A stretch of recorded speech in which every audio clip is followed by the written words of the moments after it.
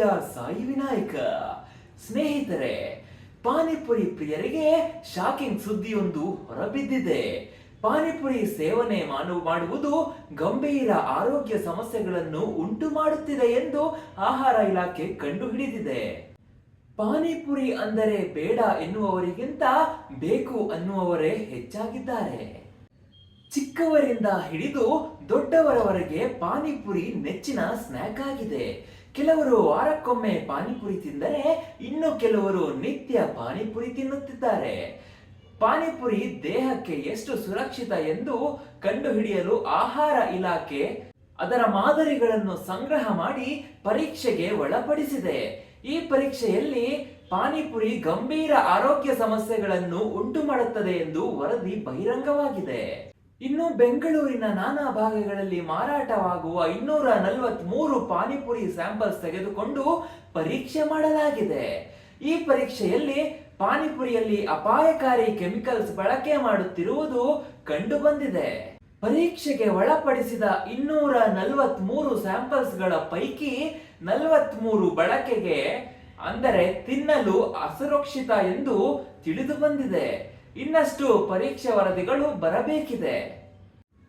ಗೋಬಿ ತಯಾರಿಕೆಯಲ್ಲಿ ಅಪಾಯಕಾರಿ ಬಣ್ಣ ಬಳಕೆ ಮಾಡುವುದು ಕೆಲ ದಿನಗಳ ಹಿಂದೆ ಬಹಿರಂಗವಾಗಿತ್ತು. ಹೀಗಾಗಿ ಗೋಬಿಯಲ್ಲಿ ಅಪಾಯಕಾರಿ ಬಣ್ಣ ಬಳಕೆಗೆ ಸರ್ಕಾರ ನಿಷೇಧ ಕೂಡ ಹೇರಿದೆ. ಗೋಬಿ ಬಣ್ಣ ಬದಲಾದ ಬಳಿಕ ಪಾನಿಪುರಿ ಸೇವನೆ ಆರೋಗ್ಯಕ್ಕೆ ಎಷ್ಟು ಸುರಕ್ಷಿತವಾಗಿದೆ ಎಂದು ಆಹಾರ ಇಲಾಖೆ ಕಂಡುಹಿಡಿದಿದೆ. ಪಾನಿಪುರಿ ಸೇವನೆಯಿಂದ ಹೊಟ್ಟೆ ಉಬ್ಬರ, ಹೊಟ್ಟೆ ಉರಿ, ಮೋಷನ್ ಅಲ್ಲದೆ ಹೊಟ್ಟೆ ಕ್ಯಾನ್ಸರ್ ಕೂಡ ಬರಬಹುದು. ನಿತ್ಯ ಪಾನಿಪುರಿ ತಿನ್ನುವವರಿಗೆ ಅಪಾಯ ತಪ್ಪಿದ್ದಲ್ಲ. ಪಾನಿಪುರಿಯಲ್ಲಿ 5 ಕೆಮಿಕಲ್ ಬಳಸುವುದಕ್ಕೆ ನಿರ್ಬಂಧ ಹೇರುವ ಸಾಧ್ಯತೆ ಇದೆ ಎಂದು ಆಹಾರ ಇಲಾಖೆ ಆಯುಕ್ತ ಶ್ರೀನಿವಾಸ್ ರವರು ಹೇಳಿದ್ದಾರೆ. 243 ಸ್ಯಾಂಪಲ್ಸ್ ಗಳ ಸಂಪೂರ್ಣ ವರದಿ ಬಂದ ಬಳಿಕ ಖಾರ, ಸಾಸ್ ಮತ್ತು ಮೀಠಾ ಪಾನಿಪುರಿ ಬ್ಯಾನ್ ಮಾಡಬೇಕು ಅಂತ ಸರ್ಕಾರ ಚಿಂತನೆ ಮಾಡುತ್ತಿದೆ. ಇತ್ತೀಚೆಗೆ ಹೊಟ್ಟೆ ಕ್ಯಾನ್ಸರ್ 25% ಹೆಚ್ಚಾಗಿದೆ. ಇದಕ್ಕೆ ಕಾರಣ ಪಾನಿಪುರಿ ಎನ್ನಬಹುದು. ಬೆಂಗಳೂರಿನ ಬೇರೆ ಬೇರೆ ಭಾಗಗಳಿಂದ 243 ಪಾನಿಪುರಿ ಸ್ಯಾಂಪಲ್ಸ್ ಗಳನ್ನು ಪರೀಕ್ಷೆ ಮಾಡಲಾಗುತ್ತಿದೆ. ಇನ್ನು ಸಂಪೂರ್ಣ ವರದಿ ಬಂದಿಲ್ಲ. ಈ ಪೈಕಿ 43 ಸ್ಯಾಂಪಲ್ಸ್ ಬಳಸಲು ಯೋಗ್ಯವಾಗಿಲ್ಲ. ಇದರಲ್ಲಿ ಬಳಸುವ ಖಾರ ಸಾಮಾನ್ಯ ಖಾರವಲ್ಲ. ಇದು ಕ್ಯಾನ್ಸರ್ ನಂತಹ ಅಪಾಯಕಾರಿ ಆರೋಗ್ಯ ಸಮಸ್ಯೆಗಳನ್ನು ಉಂಟು ಮಾಡುತ್ತದೆ. ಅಲ್ಲದೆ ಇದರಲ್ಲಿ ಬಳಕೆ ಮಾಡುವ ಮೀಠಾ, ಸಾಸ್ ಕೂಡ ಬಳಕೆಗೆ ಯೋಗ್ಯವಲ್ಲ ಎಂದು ಪರೀಕ್ಷಾ ವರದಿಯಲ್ಲಿ ಹೇಳಲಾಗಿದೆ.